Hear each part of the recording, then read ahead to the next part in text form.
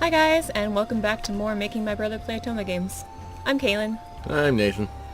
And last time we had the scene at Ikeda Inn, which is one of the most famous battles that the Shinsengumi were a part of. And we made it through that. We helped out Heisuke. And Yes, we did. now we're on patrol one day with Haruta. And we got to meet a really creepy guy. We got to meet a really creepy guy with gray gloves. Gray gloves. Red hair. Yep. Don't know what his deal Which is. means he's a foreigner, according to... Well, let's see. According to logic, yes, but Haruta also has red hair, so we don't know what... Yeah. I don't know. I don't know. So here we are, and we were talking about how people seem rather nervous in Kyoto nowadays. And that's where we left off. Yes. So, we are carrying on. Apparently, there's not much we can do about that, because Kyoto hates the Shogun.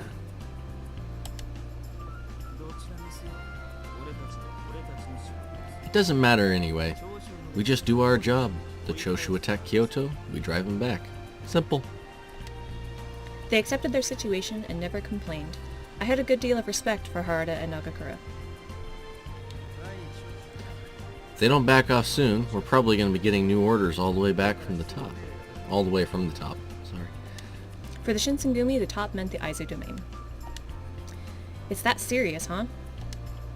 Haruta gave a bark of laughter and nodded. Well, chances like this only come around every so often. Who knows when the next one will be? You want to join us? What? Join? Did he mean for me to join the Shinsengumi and march to war with them? I couldn't imagine joining them would be as simple as saying yes please. Besides, it seemed rather inappropriate for me to ask to participate just so that I might satisfy my curiosity. Still, I did want very much to be helpful in some way. Could I perhaps do something like what I'd done at Ikeda Inn? Even if I could, though, I was terribly frightened of being anywhere near a battle. On the other hand, the men who'd been injured at Ikeda were still out of commission. Yeah.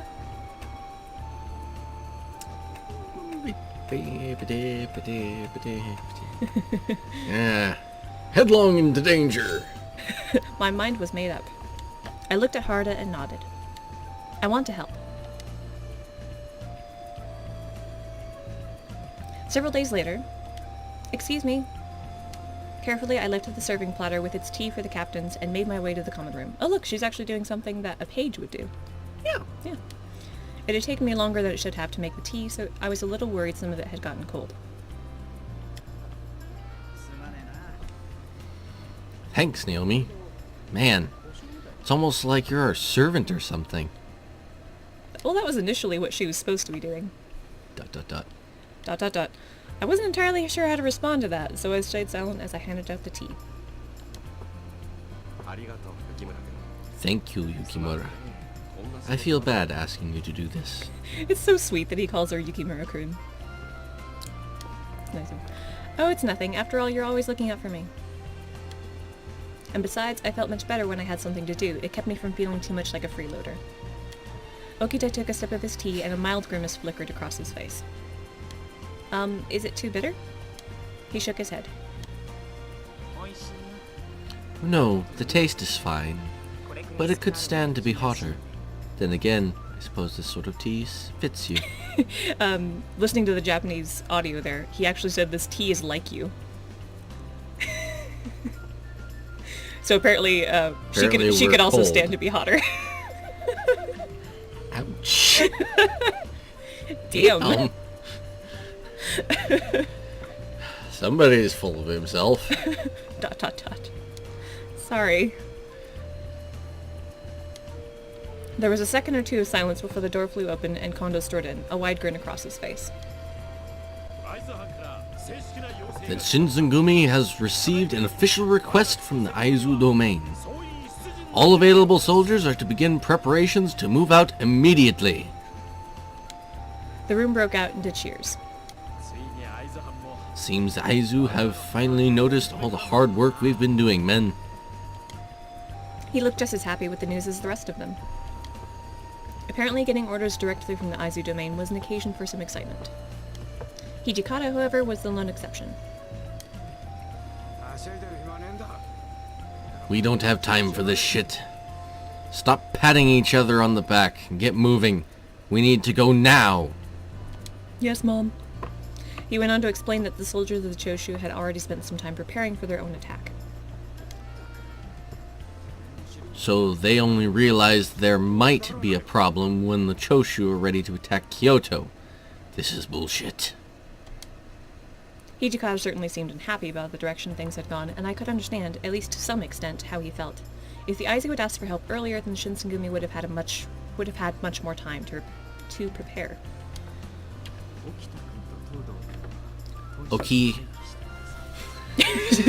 Okita and Todo will remain here at the compound. I doubt you find this a welcome order, but well, neither do I. He rubbed his left arm absently and looked away. Your injuries keep you from active duty, as does mine.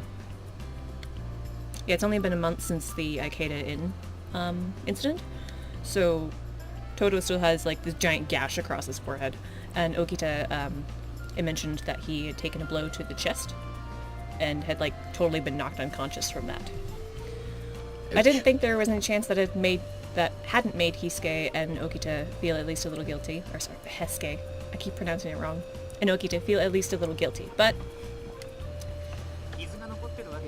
Hey, I'm completely healed. I might not be 100% yet, but I'm not bleeding or anything. He acted almost as if he hadn't heard Sonnen at all. You're making a big deal out of nothing. That's just a scratch. Kondo's being a wuss. Perhaps they were so used to Sonnen feeling sorry for himself that they simply ignored his comment. Perhaps it was time I learned to do the same. You sure about that? Last night the pain had you crying like a baby before you took your medicine. Tattled. You son of a bitch! Why you gotta rat me out? Is there even a heart in there, you old bastard? It seemed Hesuke's injury hadn't healed quite as much as he'd claimed. Maybe. Maybe not. But you know I'm telling the truth. Yeah, well, you don't have to say it in front of a girl, you know? He glanced sideways at me. Oh, don't worry about me. Everybody gets hurt. His bangs hid the scar rather well, but it still looked painful. There was a moment of silence, and then Nagakura spoke. Oh yeah. Naomi, you said you wanted to go with us. If we got called in, right? You still up for that? Yes, I had said that, hadn't I? Well, I knew it couldn't be so simple as just asking to go. Ah, yes. Well, I see no reason why not. After all, it isn't often that one is given such an opportunity. Kondo's so enthusiastic about this. He's like, yeah, come along, the more the merrier. What? I hadn't expected Kondo to agree so easily. Oh, well, you sure got lucky, Naomi. Make sure you do us proud, alright? Do us proud? Hijikata glanced at me inside. We can't promise you won't get hurt, or worse. You should stay here. Do you wish to place undue burden on the Shinsengumi? Or is not something one does to ease one's boredom? So Sonnen thinks we're just going along because it's like a field trip. His cold smile was anything but comforting. Colonel Sanan, can I take that to mean that so long as she is not a burden, she is free to accompany us? I blinked. Saito standing up for me. Sonnen seemed nearly as surprised as I was. You can't be saying you're actually in favor of bringing her along. Saito simply shrugged. She was an asset at Ikeda. I only intended to point out that judged by her actions, she has hardly proven a burden thus far. I feel like that's high praise. I could feel heat rising in my cheeks. Somebody's blushing. Oh, never in a million years would I have imagined that Saito might have a word of praise for me. not being a burden. Good job. Excellent. I will take full responsibility for your inclusion. That is, of course, if you still wish to participate. Sanan still didn't seem convinced. I looked around the room until my eyes met Okita's. Do whatever you want to do, so long as you understand that we're going to a battle, not a party. ... It looked like I wasn't about to get any help from Okita. In fact, he didn't seem to care one way or the other. Well, perhaps I'd be able to help them out like I had during the Battle of Ikeda Inn. I nodded. Yes, I would like to participate. After that, everything was a blur. As quickly as we could, we prepared for battle and marched to the Fushimi Magistrate's office. Encyclopedia has been updated. There were a number of the Kyoto Judiciary Commissioner's men gathered there as well, in preparation for battle with the Choshu. Walking proudly in front of the men, Kondo approached the government officials standing near the gate. We, the Shinsengumi, are reporting as requested by Lord Katamori Matsudaira? Matsudaira? Yeah, actually. Matsudaira. The Lieutenant General of the Aizu. Katamori Matsudaira was the lord of the Aizu domain and also the Kyoto Military Commissioner, which made him a very important person. His name would have been immediately recognized. The man standing near the gate looked slightly taken aback at the mention of the Shinsengumi. You were told to report here? But we received no such orders. What? No, that didn't make any sense. Perhaps sensing my confusion, Saito leaned over and whispered under his breath. If they haven't received notice of our orders, the lines of communication are unlikely in disarray. We can assume, therefore, that this conflict has become rather chaotic. Chaotic? I did my best to keep my own voice at a whisper. Do you mean the Choshu is overpowering the shogunate's forces? Not necessarily. However, I do suspect that the enemy is doing well. The Judiciary Commissioner supposedly answered to the Military Commissioner, but the Military Commissioner's office was controlled by the Aizu domain, and the Kuwana domain controlled the Judiciary Commissioner's office. I don't know why I have such trouble saying that word. I didn't fully understand the relationships between the different domains, but so far as I knew, the Aizu and Kuwana had never been on very good terms with one another. In other words, the situation we had found ourselves in was less than desirable. Nonetheless, our assistance has been formally requested. If you could only speak to your supervisor, it wouldn't make a difference. Now get out of here. We have no use for Mibu's wolves. Mibu. Yeah. Mibu's wolves. The That's encyclopedia has been updated. Yes. Just so you don't have to read the encyclopedia.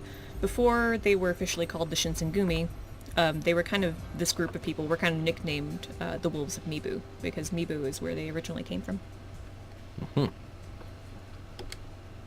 What? How terrible. And after they asked for the Shinsengumi's help. I felt Hard's hand on my shoulder and turned to look up at him. Forget about them. This isn't anything to get worked up about. We get this sort of crap all the time. But I wasn't truly a member of the Shinsengumi, but even so, it was galling. If we throw a fit here, then we might hurt Aizu's reputation. You get it? Oh. The Kuwana would only need to complain that the Shinsengumi hadn't showed them proper respect to make trouble for the Aizu. So we had to behave ourselves, so that we don't give a bad name. There's nothing we can do here, Chief. We should leave the magistrates alone and meet up with the Aizu Domain's men on our own. Kondo nodded in agreement, but his frown didn't fade. Yes, I agree. That is our only choice. We must look for an officer of the military commissioner. And with that, the Shinsengumi set off to find the soldiers of the Aizu domain.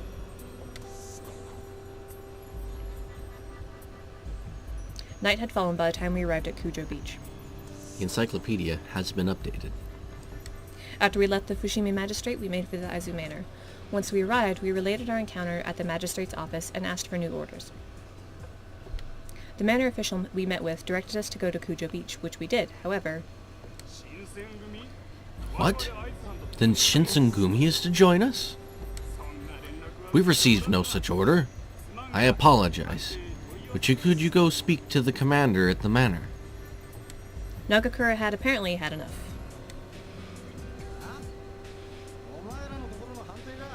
What the hell? He was the one who told us to come here, god damn it. You wanna fuck us? Fine, but we're gonna be disobeying a direct order from your superior, pal. You really wanna do that? The man opened and closed his mouth a few times, then fell silent. Kondo did his best to keep his voice neutral, but there was no hiding the grin that had spread across most of his face. He's like, good job. Good job, Nagakura. I would like to speak to your commanding officer, if I might. Do you think you might be able to take me to him? Kondo going to smooth things over.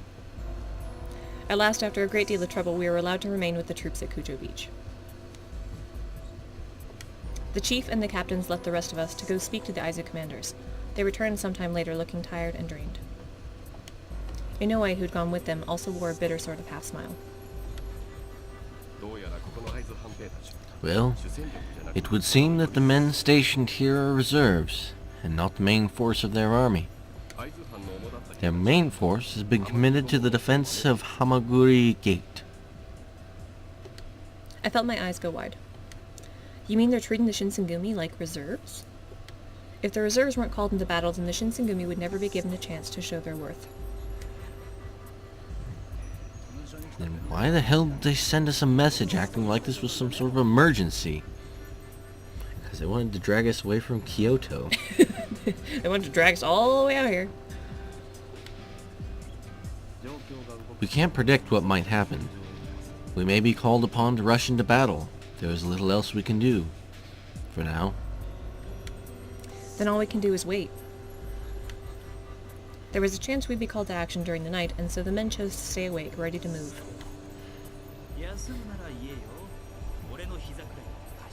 Just let us know if you need to rest a bit, Naomi. You're always welcome to sleep on my lap. Oh. I find now is a good Boob time shirt before someone else spills the beans that this is your wife's favorite character. just so you know. Boob shirt guy. Boob shirt guy is your wife's favorite character. Oh, no, I'm fine. Haruta laughed as I shook my head. It wouldn't be fair if I was the only one who slept. The men had to remain awake and ready to act all night. At first I was far too anxious, but by dawn I was sound asleep. All around me, however, the men had kept a constant vigil all through the night. Even as I drifted in and out of sleep, I'd seen them standing or sitting nearby, alert and watchful. The sun had risen, and I'd finally woken up when it happened. What? The crack of a gunshot tore through the morning air, and in the distance I heard the shouting of men and the clang of metal. The fighting had begun. The captains looked at one another and nodded. Time we left. I stared at him for a moment, perhaps not yet fully awake, until I understood what he was saying. Right. With a quick nod, I stood up and made ready to move when... Stop! What do you think you're doing? We were ordered to stay here. ... During our lengthy march the day before, I'd never seen Hijikata mad. He'd left the yelling to Nagakura mostly, and stayed patient when it was time to speak with the army officials.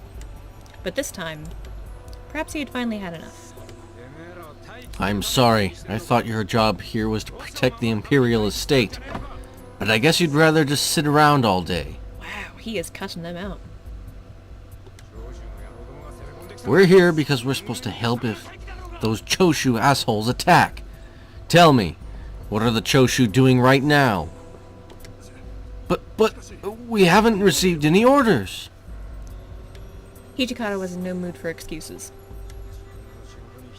If you've got any kind of pride in your job, then forget your goddamn orders and move! His demon eyes. Without even waiting for a response, Hijikata spun around and stalked off, fuming. Where are we going? I didn't dare raise my voice above a whisper. Saito's eyes flicked down to me for a moment, and his mouth thinned almost imperceptibly. To the enemy, which in this case means Hamaguri Gate.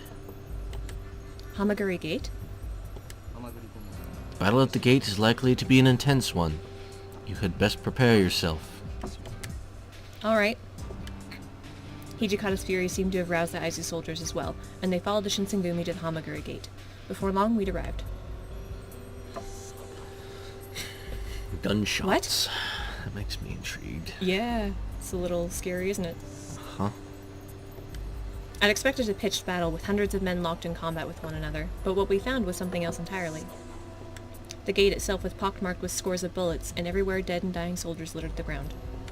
The acrid stink of firearms hung in the air.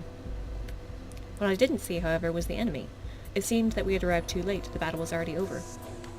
After a moment of stunned silence, several of our men were dispatched to determine what had happened. Kondo sighed. What are the Choshu thinking? They've raided the Imperial Estate. Which is boggling, like, even to think that they raided the Imperial Estate and yet they claim to be the Imperial Nationalists. They claim to respect the Emperor above the Shogun. And yet they're doing this. I don't understand what the motive was behind that exactly, but... I suppose it would depend upon whether you thought that these people who were in the Imperial Estate actually actually were following the Emperor, I guess. I guess. I don't know. Maybe they thought they weren't. I don't know. How can they claim to be an imperialist domain? Exactly what we just asked. Kondo simply nodded. The Choshu had defined themselves as among those who revered the Emperor, and yet they would attack his home? It didn't make sense to me either. I was pondering what motive they might have had when Saito returned. It appears the Choshu attacked Hamaguri in the early morning, but were repelled by the combined forces of the Aizu and Satsuma. The oranges. Sorry, not really. The forces standing against them had been too much for the Choshu, and they'd been forced into retreat. I saw the corner of Hijikata's mouth curl up into a grin. So, Satsuma is helping Aizu now, are they? Times sure are changing. Right. The Satsuma and Aizu domains hadn't been on the best of terms. In fact, the Satsuma were largely nationalistic, much like the Choshu. Unlike the Choshu, however, they'd gone to war with a foreign force at one point and suffered a devastating loss. Father had told me that after that, Satsuma had begun to reconsider their nationalistic stance. There's still some of those Choshu bastards fighting over at Kuga Gate. Kuge. Kuge? Yep. Kuge Gate.